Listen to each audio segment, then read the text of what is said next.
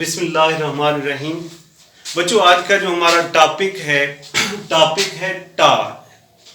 Torque की अगर definition को देखा जाए, torque turning effect of force produced in a body about an axis is called torque. या इसको दूसरे अल्फाज में हम ये भी कह सकते हैं, cross product of moment arm and force is called torque. यानी दो डेफिनेशंस आ गई हैं। एक है turning effect of force produce in a body about an axis is called torque, और दूसरी डेफिनेशन है cross product of moment arm and force is called torque. Torque को समझने के लिए हम एक एग्जांपल लेते हैं स्पैनर की। ये एक स्पैनर है और ये एक नट है, इसको हम टाइट या लूज कर रहे हैं with the help of spanner. ये पॉइंट ए है, ओ से लेकर पॉइंट ए तक का फासला, इसको आप कहते हैं मोमेंट आर्म। मोमेंट आर्म की क्या डेफिनेशन है? Perpendicular distance from the axis of rotation two point of application of force is called moment arm. Point A पे फोर्स लगाएंगे और एक दूसरा पॉइंट है, ये नट है, वही इसको टाइट या हम लूज कर रहे हैं, पॉइंट ओ, और ये पॉइंट बी है। एक्सिस ऑफ रोटेशन से लेकर पॉइंट बी तक का अगर फासला देखा जाए तो ये फासला ज्यादा है, यानी यहां पर मोमेंट आर्म की वैल्यू ज्यादा है बी में एज कंपेयर टू ए। अगर मैग्नीट्यूड ऑफ टार्क देखा जाए तो मैग्नीट्यूड ऑफ टार्क को हम लेंगे tau is equal to l f. Torque magnitude of torque है। मैग्नीट्यूड ऑफ टार्क को हम कैसे डिफाइन करेंगे? Product of moment arm and force. Product of moment arm की भी मैग्नीट्यूड और फोर्स की भी मैग्नीट्यूड, इनका अगर प्रोडक्ट लिया जाए तो इसके प्रोडक्ट को हम कहते हैं टार्क। अब अगर हम देखें इस फिगर को, थर्ड फिगर में 3 पॉइंट्स लिए गए हैं, एक पॉइंट ए, एक पॉइंट बी, एक पॉइंट सी। अगर पाइवोट पॉइंट ओ से लेकर पॉइंट ए तक का फासला देखा जाए, यहां पर मोमेंट आर्म है L1, और पॉइंट बी तक अगर फासला देखा जाए तो मोमेंट आर्म कहलाएगा परपेंडिकुलर डिस्टेंस, ये कहलाता है L2, और पॉइंट सी का फासला पाइवोट पॉइंट यानी एक्सिस ऑफ रोटेशन से पॉइंट सी तक का फासला, ये कहलाता है L3। अगर आप पॉइंट ए पे फोर्स लगाते हैं जहां पर L की वैल्यू कम है, मोमेंट आर्म की वैल्यू कम है, जिसको हम L1 कह रहे हैं, L1 पे अगर फोर्स लगाई जाए तो 20 न्यूटन फोर्स लगानी पड़ेगी इस नट को टाइट या लूज करने के लिए।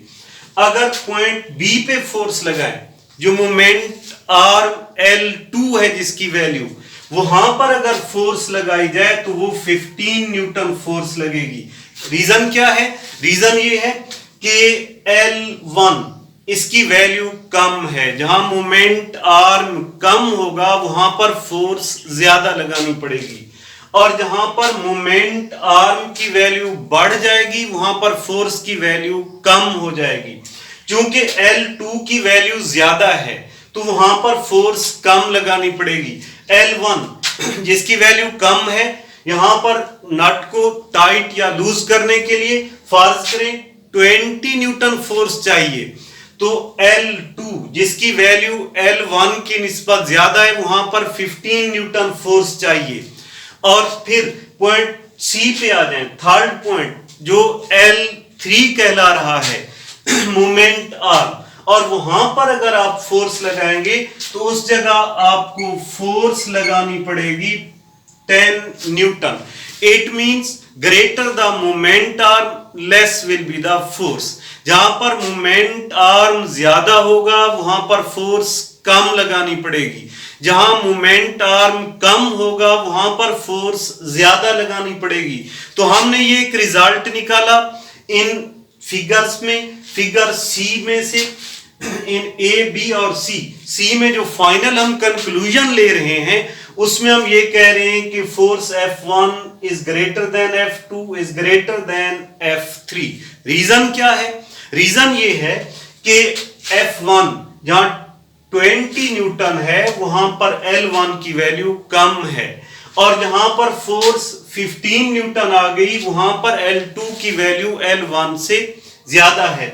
इसी तरह L3 की वैल्यू ज्यादा है, यानी हम ये रिजल्ट निकाल रहे हैं कि F1 is greater than F2 is greater than F3 because reason क्या है कि L1 is less than L2 is less than L3, यानी ये क्या है? इनवर्सली प्रोपोर्शनल है। अगर मोमेंट आर्म ज्यादा होगा तो फोर्स कम लगानी पड़ेगी। अब नट को टाइट या लूज करना अबाउट एन एक्सिस, इसको आप कहते हैं टार्क, यानी इसमें जो टर्निंग इफेक्ट प्रोड्यूस हुआ है इसको आप कहेंगे torque. Tau is equal to l f, magnitude of torque is equal to product of magnitude of moment arm and force is called torque. अब अगर आप आ जाएं रिजिड बॉडी पे, रिजिड बॉडी में हम टार्क को डिफाइन करते हैं, torque is equal to r cross f, cross product of moment arm and force is called torque. ये भी टार्क की डेफिनेशन है, या आप ये भी कह सकते हैं कि vector product of radius vector from axis of rotation, radius vector from axis of rotation to pivot point and force is called torque। Torque के अगर फार्मूले को देखें, r f sine theta n, n is the normal unit vector, normal unit vector which is perpendicular to the plane containing r and f. Normal unit vector r और f के perpendicular है, r और f की plane के perpendicular है, और torque की direction आप राइट हैंड रूल के मुताबिक मेजर कर सकते हैं। राइट हैंड रूल के मुताबिक एंटी क्लॉकवाइज और counter clockwise torque is taken as positive and clockwise torque is taken as negative. Anti clockwise torque जब लेते हैं, थंब वर्टिकली अपवर्ड है, upward y axis is taken as positive.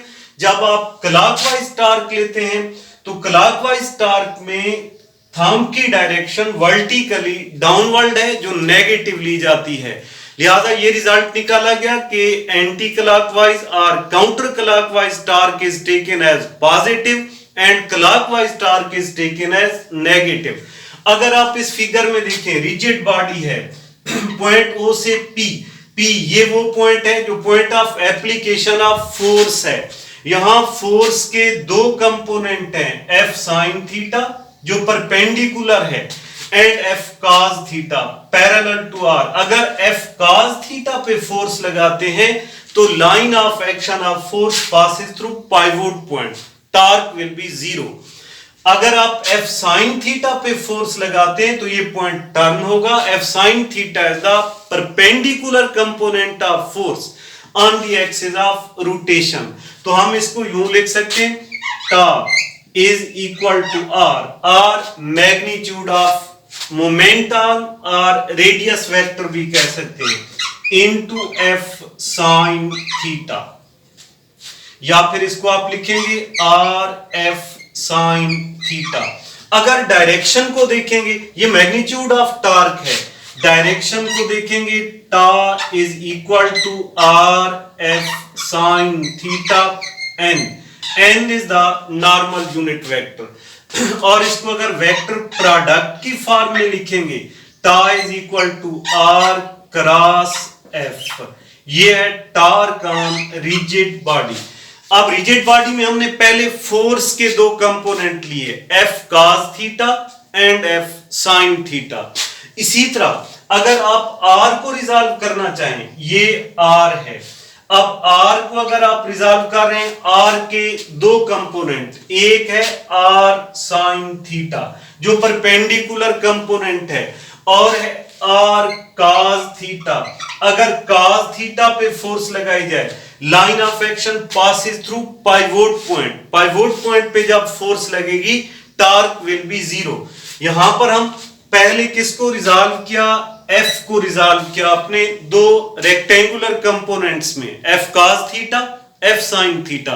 अब alternatively हम r को resolve कर रहे हैं, आर को कितने कंपोनेंट में, r cos theta and r sine theta. Torque is equal to r sine theta into f. यहां पर हमने आर को रिजॉल्व किया और ये बन जाएगा आर एफ साइन थीटा। इसको रीअरेंज कर दिया। अगर डायरेक्शन लेना चाहें, tau is equal to r f sine theta n, n is the normal unit vector. Again अगर आप इसको वेक्टर प्रोडक्ट फॉर्म में लिखेंगे, tau is equal to r cross f. ये भी वही इक्वेशन आ गई कि cross product of position vector and force is called torque. ये है torque on a rigid body. अब एक पॉइंट, डायरेक्शन ऑफ टॉर्क हमने देखी, राइट हैंड रूल के मुताबिक मेजर की, anti clockwise, counter clockwise, positive, clockwise, negative. Next lecture में हम टॉर्क के unit, dimension, tau is equal to I alpha और इसके स्पेशल केसेस को डिस्कस करेंगे। आज हमने टॉर्क की डेफिनेशन, टॉर्क को एक्सप्लेन किया with the help of spanner और torque on a rigid body calculate किया। नेक्स्ट लेक्चर में इंशाल्लाह इसका रिमेनिंग पोर्शन पढ़ेंगे। थैंक्स, अल्लाह हाफिज।